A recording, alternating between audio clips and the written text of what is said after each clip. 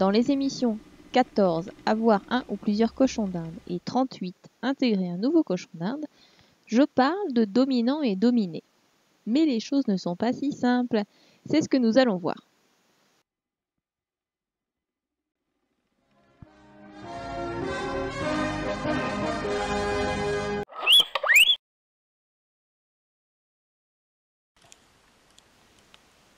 Tout d'abord, dominant et dominé concernent aussi bien les mâles que les femelles, et une femelle peut être la chef d'un mâle. On utilise souvent dominant et dominé pour dénommer le ou la chef du groupe et ceux qui lui obéissent. Et j'utilise ce terme dans les émissions pour faire un raccourci facilement compréhensible. Sauf qu'il ne faut pas considérer qu'un cochon d'Inde est à ranger dans une case et c'est tout. Ce serait une erreur et aussi une insulte à leur personnalité complexe. Un cochon d'Inde peut être un dominant envers un congénère et être dominé par un autre. De plus, même si un cochon d'Inde est le chef d'un groupe, ce n'est pas pour autant que les autres ne manifesteront pas leur désaccord, sans pour autant remettre en cause la hiérarchie en place. Un vrai sac de nœuds, hein? Le mieux, c'est de faire comme moi, vivre seul. Comme ça, pas de problème de hiérarchie. Mais tous les cochons d'Inde n'apprécient pas de vivre seuls. La majorité des cochons d'Inde ne souhaitent pas déclencher de bagarre quand ils rencontrent un congénère. Ils veulent faire connaissance et étudier le caractère de l'autre. Évidemment, il y a toujours des paranos qui se chauffent tout de suite et en présence d'un inconnu et qui se jettent dessus. Ceux-là, ce sont des gros casse-pieds, leur trouver un copain, c'est pas la joie. La plupart du temps, ils vont échanger leurs odeurs et apprendre à définir ce qu'ils peuvent faire ou ne pas faire l'un avec l'autre.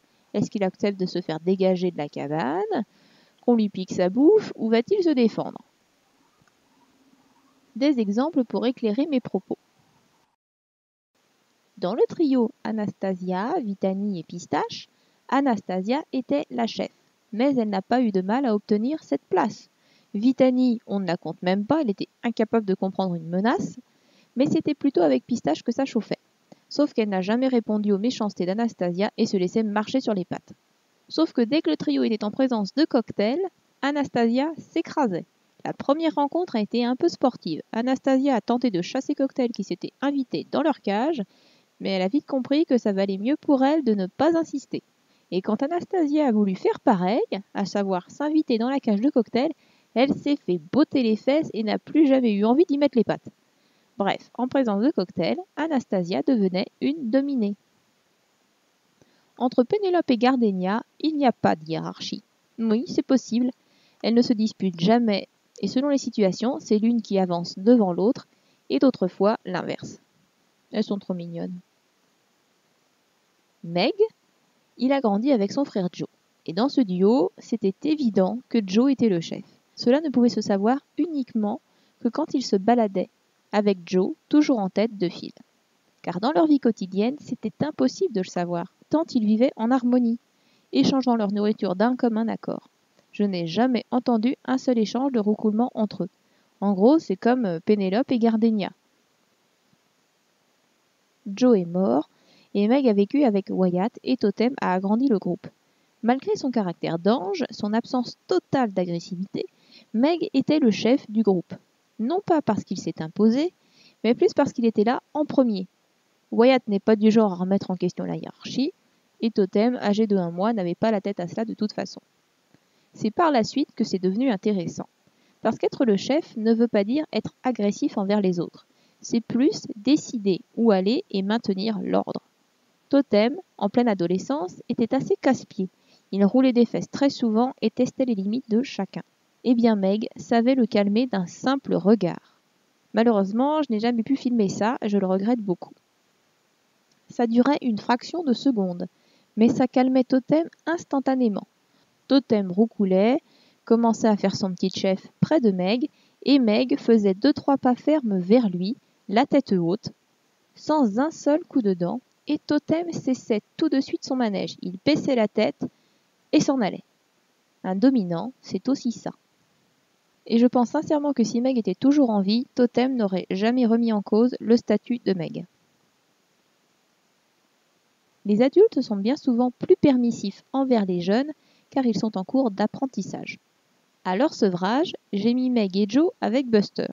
Buster, quelques mois avant, vivait avec Ramiro et était un terrible tyran. Il piquait la nourriture de Ramiro, le chassait de la cabane la plus grande, il vivait pour surveiller ses gestes et l'empêcher de tout.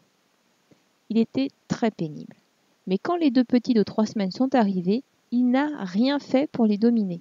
J'étais même sidérée de voir qu'il pouvait se permettre tout et n'importe quoi, qu'il ne réagissait pas. Ce comportement n'aurait jamais été toléré venant d'un adulte. C'est donc à l'adolescence, à 3 mois, que la situation n'a plus duré, que Buster a vu en Joe une menace et que ni l'un ni l'autre ne pouvait se soumettre. Le caractère peut changer aussi avec l'âge. Buster n'est plus très jeune, et sans doute a-t-il conscience qu'il n'est plus aussi vif qu'avant. Ainsi, le courant passait avec Sherlock, alors que je pense que ça aurait jamais pu se faire 1 an plus tôt. Ace Pip n'aime pas Buster. Les quelques fois où ils ont été en liberté dans le jardin ensemble, il a osé attaquer gratuitement Buster, et Buster n'a pas vraiment répondu. Dora et Z, qui étaient en famille d'accueil chez moi fin 2016, s'entendaient à merveille, toujours collées l'une à l'autre, se suivant lors des sorties et partageant la même cabane. Malgré ça, elles pouvaient avoir des différends et se chamailler. Dans cette altercation que j'utilise toujours pour illustrer un conflit, Z claque des dents car elle est plutôt mal à l'aise dans cet affrontement. Et Dora avance vers elle, c'est elle qui essaie de s'imposer.